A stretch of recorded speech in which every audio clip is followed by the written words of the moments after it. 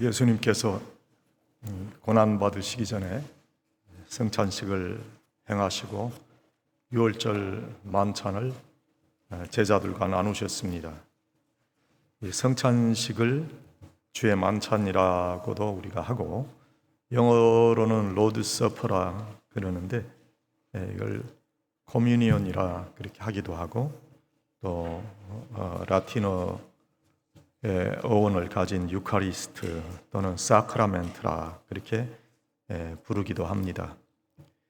거룩한 의식을 통한 주님과의 영적인 교제이지만 주님께 드리는 감사, 주님과 함께 십자가를 지겠다는 결단, 또 주님께 바치는 충성서약이라는 그런 뜻입니다. 영성체라 이런 단어를 천주교인들이 사용하는데 그 성찬에 사용되어지는 그 떡과 포도주가 성찬 시에 실제적으로 예수님의 살과 피로 변한다, 그런 의미를 가지는 것입니다. 좀 지나친 해석이지요. 예수님의 살과 피로 성찬 때는 이렇게 변한다.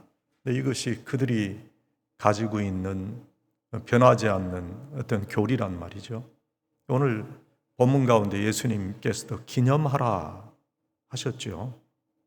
이게 내 살과 피인 것을 기념하라 하셨지, 이것이 정말 살이고 피다 그런 말씀이 아니지 않습니까? 좀 천주교인들이 좀 지나친 해석을 한다 그렇게 생각을 합니다. 그들은 매주일 이 영성체라는 것을 하면서 하나님과 함께하는 그런 백성이라고 하는 것을 기억한다, 그건 좋은 뜻이지요. 그러나 우리들은 실제로는 이게 떡과 이 포도주가 예수님의 살과 피로 바로 변하는 것이 아니고 우리가 기념한다는 그런 기념서를 믿습니다. 이 성찬식을 행함으로 예수님의 찢기신 몸과 피를 기억하고 기념하는 의미로 성찬의 예식을 행하는 것이지요. 예수님께서는 구원받은 하나님의 백성들에게 예수님의 피를 나누어 가진 영적인 한 가족이라 하는 그런 뜻을 이 성찬식에 부여해 주신 거예요. 이걸 신학적인 그런 용어를 빌린다면은 종말론적인 공동체가 됐다 하는 그런 뜻이, 마지막 심판과 종말을 기억하며 살아가는 사람들이 바로 기독교인들이란 말이에요. 그 마지막 심판과 종말의 때에도 전혀 두려워하지 않고 흔들리지 않고 구원의 확신으로 기쁨과 감격으로 살아가는 하나님의 택한 백성이라는 뜻입니다. 끝까지 담대하게 주님의 모습을 닮아서 성화를 이루어가는 사람들이라 하는 그런 뜻이, 예수님이 떡은 내 몸이라 하시고 또 포도나무에서 난 그 음료를 예수님의 피라 그렇게 하시면서 그것을 먹고 마시면서 예수님과 함께하는 구원의 백성임을 확인하라 그렇게 하신 거예요. 또 예수님의 새 언약임을 기억하라 그렇게 말씀. 주님을 섬기고 세상을 섬기는 공동체의 일원임을 성찬식을 통해서 확인하는 거지요. 예수님께서 고난 받으시기 전에 유월절 만찬을 잡수시기 원하신 것과 같이 성찬식에 참여하는 자는 주님과 같이 고난 받고 십자가를 질 것을 다짐하는 겁니다. 예수님을 위해서 내 붉은 피를 흘릴 충성을 서약하는 거예요. 주님께서 지셨던 그 십자가를 바라보면서 나도 예수님같이 고난과 섬김의 길을 가겠습니다 하는 그 마음과 함께 성찬식에 참여해야 되는 거예요. 예수님의 피로 한 가족이 되었다는 사실이 중요한 거예요. 가족은 피를 나눈 공동체예요. 그래서 가족이 친밀하고 귀한 거예요. 교회도 마찬가지예요. 예수님의 피로 한 가족이 됐어요. 우리가 함께 신앙생활 하다 보면은 조금 마음에 안 드는 그런 우리 이웃의 모습을 교회 공동체에서도 발견할 때가 있어요. 그때 눈은 흘기지 마시고 미워하지 마시고 예수님 안에서 더 잘 성장할 수 있도록 기도하고 포용할 수 있어야 된단 말이에요. 실수와 잘못을 했을지라도 그것을 포용해 줄 수 있는 일차적인 그런 공동체가 가족인 것처럼 교회도 그러한 공동체가 돼야 돼요. 우리 자녀들은 부모의 기대와 소망을 이루기 위해서 최선을 다해 살지 않아요? 우리도 우리 영의 아버지이신 하나님의 기대와 소망을 따라서 최선을 다해 살아야 돼요. 오늘 성찬 예식은 바로 그러한 다짐을 확인하는 예식이에요. 먼저 섬기는 공동체의 일원임을 확인하며 감사함으로 예식에 참여해야 돼요. 예수님께서 12명의 제자를 택하시고 함께 구원사역의 대역사를 이루셨어요. 우리가 보기에도 자격 미달인 제자들이었던 것 같아요. 하지만 예수님은 그들을 사랑하시고 품으시고 가르쳐 주셨어요. 처음에 예수님의 이 땅에 오신 뜻도 알지 못했던 자들이었지만은 그러나 부활하신 예수님을 만나고 그 이후에 위대한 사역자가 되고 선교사가 되고 목회자가 되고 신학자들이 됐어요. 중요한 것은 예수님께서 12인을 함께 부르시고 모으셨다는 거예요. 그들을 모으시고 섬김의 본을 보여주셨어요. 수건을 허리에 두르시고 제자들의 발을 씻겨 주셨어요. 그리고 함께 모여 함께 떡을 떼도록 하시고 포도주를 나누어 주셨어요. 함께 부름받았다고 하는 것 감사한 거예요. 오늘 우리들은 성찬에 참여하면서 예수님의 부르심을 받았다고 하는 것에 감사를 드려야 될 줄로 압니다. 성찬은 택하심에 감사하는 마음으로 주 앞에 행하는 예식이에요. 아무런 의의 가치나 공로가 없을지라도 영원한 생명으로 불러주심에 감사를 드리는 거예요. 장로교를 창시한 깔뱅의 구원의 교리는 인간의 전적인 타락을 인정하는 것으로부터 시작해요. 육체를 가진 인간이 욕망과 욕심에 매여서 살 수밖에 없는 한계 상황을 설명해 주는 것이 전적인 부패의 교리예요. 토탈 디프라비티라 그렇게 말합니다. 로마서 3장 10절에 보니까 의인은 없나니 하나도 없으며 그렇게 기록해 주었고 시편 143편 2절에도 주의 목전에는 의로운 인생이 하나도 없나이다 그렇게 기록해 주셨어요. 자신이 육체의 욕망과 욕심을 이기고 쳐서 단련한다고 해도 결국 마음속의 욕심까지는 온전히 없앨 수 없는 존재인 것을 지적한 거예요. 그래서 인간은 전적으로 부패한 존재라 그런 설명을 한 겁니다. 그리고 온전한 심령으로의 성화되는 윤리적 기준이 역사, 사회, 문화적인 구조나 기준으로 명확하게 설명되지 않는다는 거예요. 대체적인 기준은 성경 말씀에서 찾아볼 수 있지만은 하나님의 말씀이 제시해 주는 그런 윤리적인 기준에 온전히 맞춰서 살아갈 수 있는 사람은 없는 것이죠. 예수님께서 산상수훈에서 팔복의 말씀을 주셨어요. 최 목사님이 요즘 저희에게 이 귀한 팔복의 말씀을 잘 강해해 주십니다. 그렇게 말씀대로 기독교적인 윤리를 따라 살아가야 한다는 이 기독교인의 윤리적인 의무를 가르쳐 주시는 거예요. 예수님의 말씀은 목표를 제시해 주신 거예요.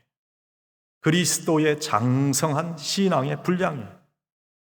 그곳까지 온전 성화를 이루며 나아가는 것이 바로 크리스찬의 삶이에요. 요점은 부족한 인생일지라도 긍휼과 사랑으로 우리를 하나님의 자녀로 받아주신 거예요. 그래서 감사함으로 성찬의 예식에 참여하는 거예요.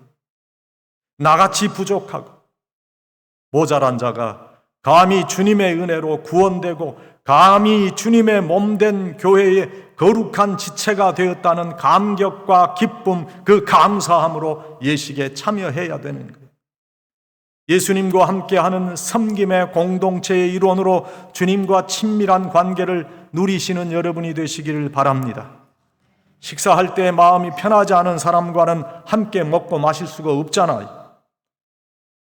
예수님 안에서 하나가 되면 평안한 마음으로 한 가족이 되고 함께 먹고 마시는 한 울타리의 일원이 되어 주님을 섬길 수 있는 거예요. 함께 먹고 마시며 감사를 주님께 드리는 것이 바로 성찬의 예식입니다. 두 번째, 성찬을 나누며 주와 함께 고난받는 것을 다짐합니다. 예수님을 따르는 곳에는 영광도 있지만 고난의 십자가도 있습니다. 복음을 위해 주님과 함께 십자가를 지겠다는 다짐과 함께 성찬의 떡과 포도주를 대하는 거예요. 고난 없는 영광은 있을 수 없고 십자가 없는 복음은 전진할 수 없습니다. 이러한 의식을 가지고 성찬의 떡과 포도주를 먹고 마시는 거예요.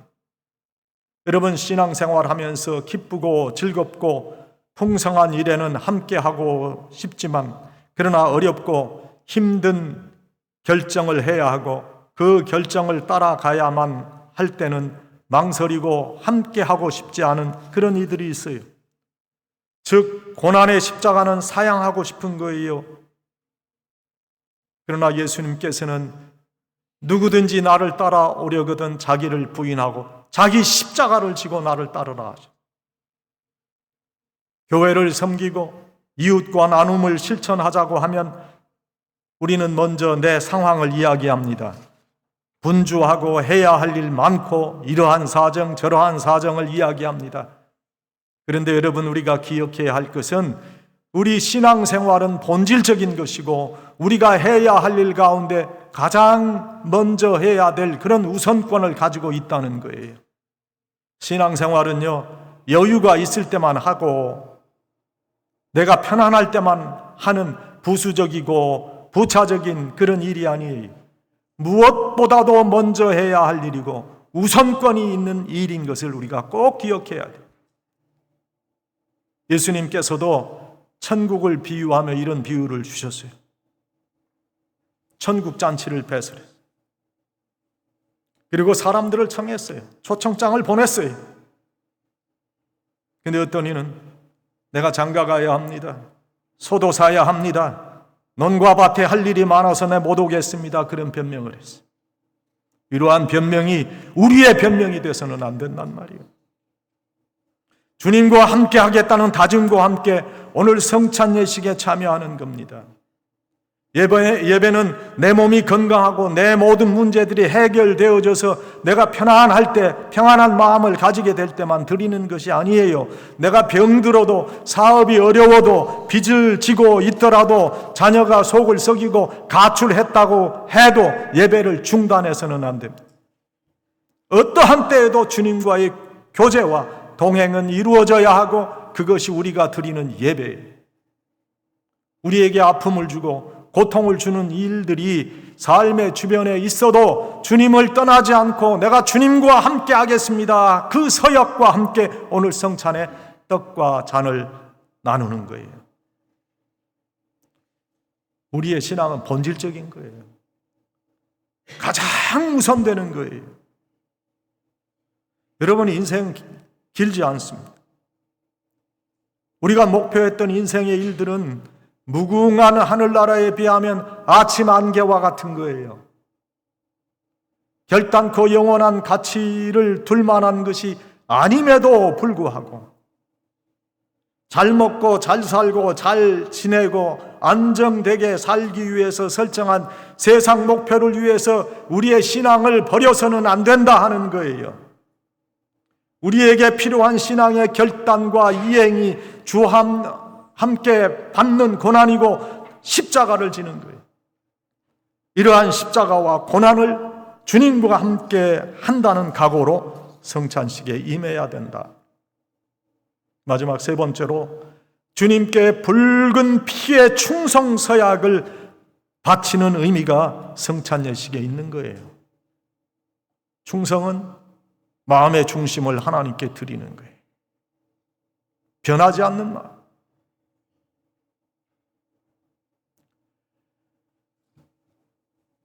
군인들이 맨 처음에 훈련소에 가서 맨 처음에 받는 그 훈련이 뭐냐면 이 격려하는 거예요. 뭐 논산 훈련소가 아닌 데서 훈련 받은 사람도 있겠지만 논산 훈련소에 가면 다 충성. 저도 28년도에서 훈련 받았어요. 너무 오래됐는데. 충성. 뭐예요 이게? 마음의 중심을 드린다는 거예요, 국가에. 그리고 국가를 위해서 나는 죽을 수 있다는 거예요. 그게 충성이에요.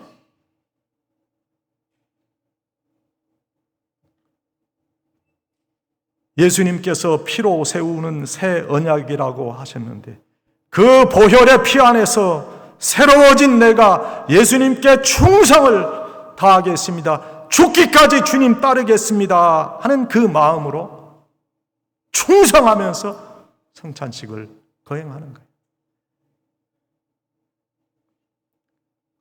군인들은요, 죽기를 각오하고 군대 가는 거예요. 죽음을 각오하고 국가에 충성 서약합니다. 우리도 주님의 군사요.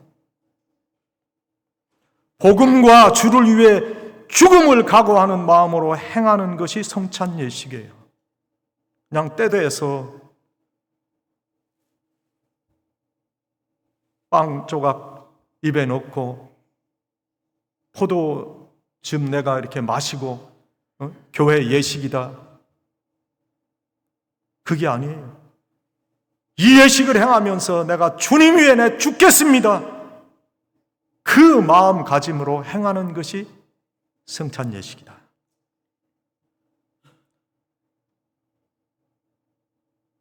신약 성경을 기록한 주님의 제자들은 복음 전파에 최선을 다하다가 다 순교했어요.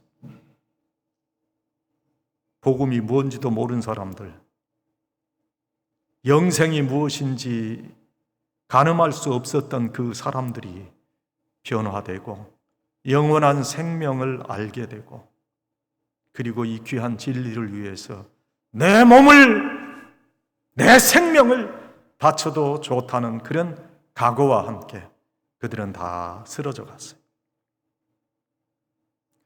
우리에게 구원의 은혜를 주신 것은 예수 그리스도를 믿을 뿐만 아니라 그를 위하여 충성을 다하게 하심인 것을 알아야 합니다.